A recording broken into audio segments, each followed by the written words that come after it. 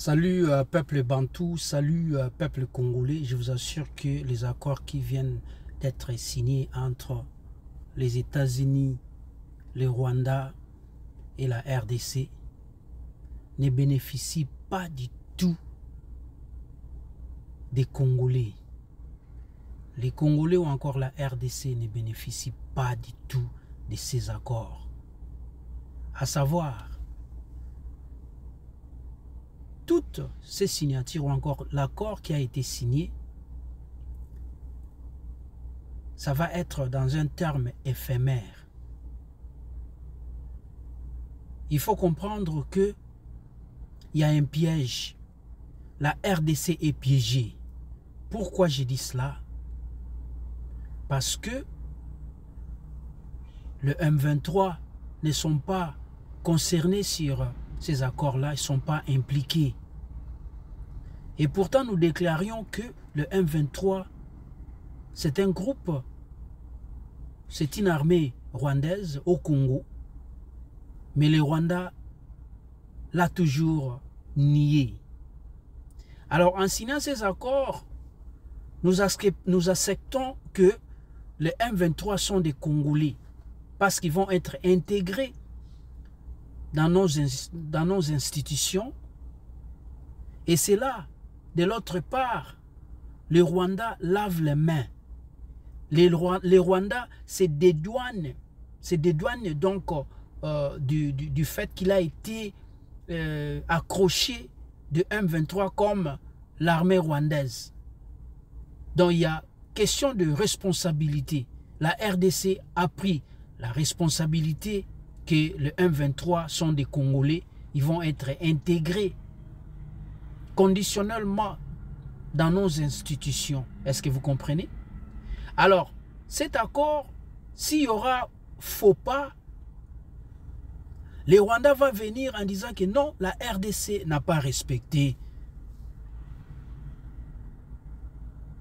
les lignes qui sont été émises sur cet accord. Ils vont dire que non, voilà le M23 commence encore la guerre et les M23 vont le faire exprès en faisant c'est comme si ils attaquent le Rwanda dans ce sens-là, juste pour culpabiliser davantage la RDC. Et le Rwanda va dire que voilà, et à ce temps-là, au moment où cela se passe, les Rwandais continuent à bénéficier de nos minéraux et continuent à bénéficier de leur procédure de la balkanisation de la RDC. Mais c'est grave, peuple congolais, vous ne comprenez pas. Je sais que vous comprenez, mais c'est une façon de dire que les choses sont tellement compliquées. Et de l'autre côté, nous voulons que le Congolais se mette autour d'une même table pour qu'on se parle, pour trouver la solution. Est-ce que la solution viendra de l'Occident? La solution du Congo ne viendra ni de l'Occident, ni de l'Orient, mais ça viendra entre nous les Congolais. Mais les accords qui viennent d'être signés, États-Unis, Rwanda, RDC, en vrai dire, ne nous concernent pas du tout, peuple congolais. Ça, ce sont des accords juste pour maintenir Félix Tshilombo au pouvoir. Ce sont des accords avec intérêt personnel de Félix Tshilombo. Peuple congolais, suivez. Bonjour. Bonjour. Quelles sont les grandes lignes de l'accord qui doit être signé ce vendredi?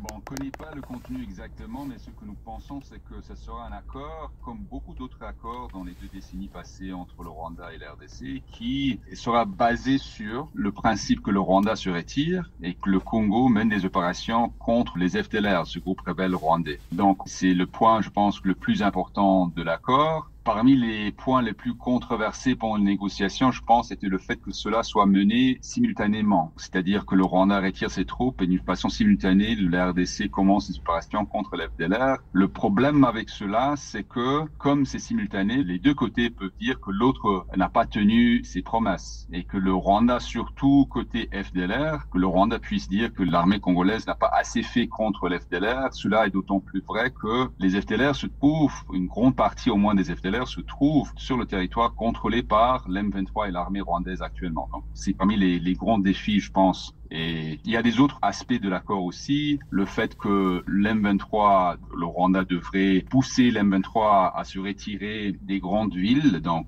Goma et Bukavu surtout, et que le Congo devrait permettre à l'M23 de se convertir en parti politique et de participer dans la démocratie congolaise, et en même temps laisser les combattants M23 soit rejoindre un processus de démobilisation ou, au cas par cas, rejoindre l'armée nationale. Et à court terme, est-ce qu'il y a un mécanisme qui va s'assurer que l'armée rwandaise et les rebelles du FDLR vont bien quitter le terrain du Nord et du Sud Kivu? Il y a un mécanisme conjoint de vérification qui sera mis en place par les deux pays avec une participation des États-Unis. Il faut dire que le calendrier pour la mise en œuvre de cet accord est ambitieux. Ça va se traiter dans les prochains 3 mois. Et donc, pendant ces 3 mois, il y aurait une participation des États-Unis et je pense aussi les pays de la sous-région qui pourraient justement veiller à ce que les deux côtés sont en train de mettre en œuvre les accords. Et si les États-Unis rentrent dans ce mécanisme conjoint, est-ce à dire que les satellites d'observation américains vont aider à vérifier tout ça?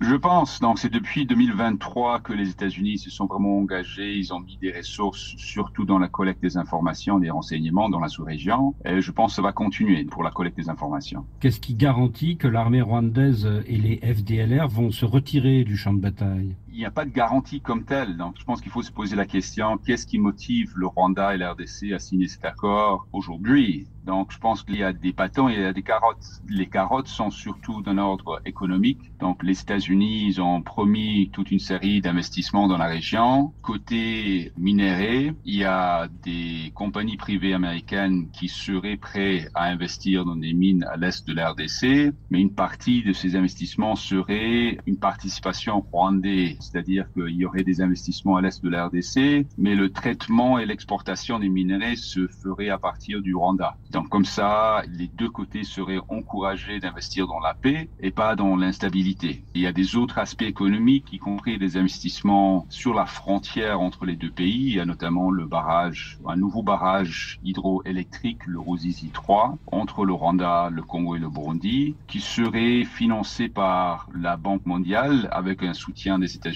aussi, mais cela serait seulement possible s'il y a la paix entre les deux pays. Alors l'un des problèmes, Jason Stearns, c'est que les rebelles du M23 ne sont pas conviés à la signature de l'accord de ce vendredi à Washington. Est-ce que ce n'est pas préoccupant? C'est préoccupant dans le sens que le Rwanda pourra toujours dire que voilà, ils ont tenu leur côté de l'accord. Si les M23 ne mettent pas l'accord en œuvre, c'est pas leur problème, comme ils ne contrôlent pas les M23. Nous savons que le Rwanda a une forte implication dans la gestion de l'M23, si on peut le dire ainsi, mais il pourrait toujours nier cela. Alors en effet, le gouvernement congolais espère que si l'armée rwandaise se retire du terrain, le M23 va s'effondrer, mais est-ce que c'est si simple que cela? Ce n'est pas si simple dans le sens que dans les mois passés, l'M23, surtout depuis la prise de Goma, a mené des opérations très sérieuses pour recruter des milliers de nouveaux recrues, pour amener toute l'élite locale dans des camps de formation, pour mettre en place une administration parallèle sur le terrain, avec des services de taxation, des services d'administration, pour peser sur les chefs coutumiers de se réorienter vers l'M23, etc., etc. Donc, il sera difficile de démanteler tout cela. Et donc, je pense qu'il est important, pas seulement que l'accord soit signé, mais que dans la mise en œuvre de cet accord, il y ait un suivi, pas seulement des États-Unis, mais de tous les autres acteurs impliqués, de la sous-région, des Nations Unies, de l'Union africaine, pour veiller à ce que l'M23 aussi rejoigne le processus de paix. Avec Joseph Kabila et Corneille Nangaa.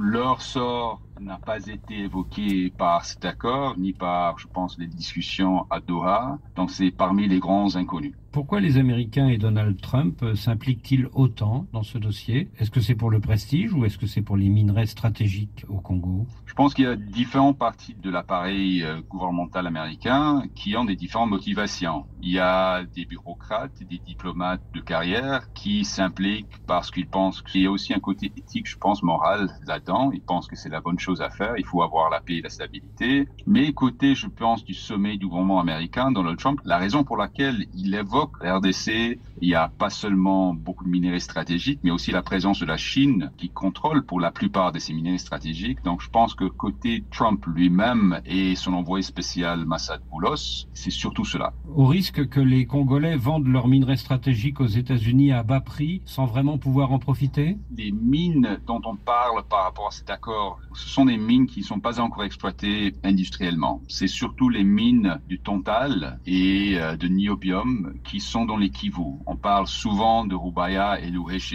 Ces deux mines qui sont actuellement contrôlées par l'M23 et ce sont des mines qui sont exploitées artisanalement mais pas industriellement. Et là, donc, l'idée serait que ces mines soient exploitées par des compagnies américaines avec toute la diligence requise demandée par les lois américaines. Au moins, c'est ça la version du gouvernement américain. Le prix, est-ce que ce serait un prix plus bas qu'habituel? De ce côté-là, il n'y a pas de transparence, on ne connaît rien par rapport à ces négociations. Mais c'est l'un des enjeux à venir. C'est l'un des enjeux. Et ce qu'on ne connaît pas, c'est est-ce qu'il y a des autres deals qui pourraient se référer à des mines beaucoup plus importantes par rapport à l'économie mondiale, les mines de cuivre et cobalt dans le sud de la RDC, qui est bien sûr très loin des zones des conflits, mais qui est beaucoup plus important par rapport à ce conflit entre la Chine et les États-Unis, les mines de cobalt et de cuivre. Jason Stearns, merci. What would you do if you were alone?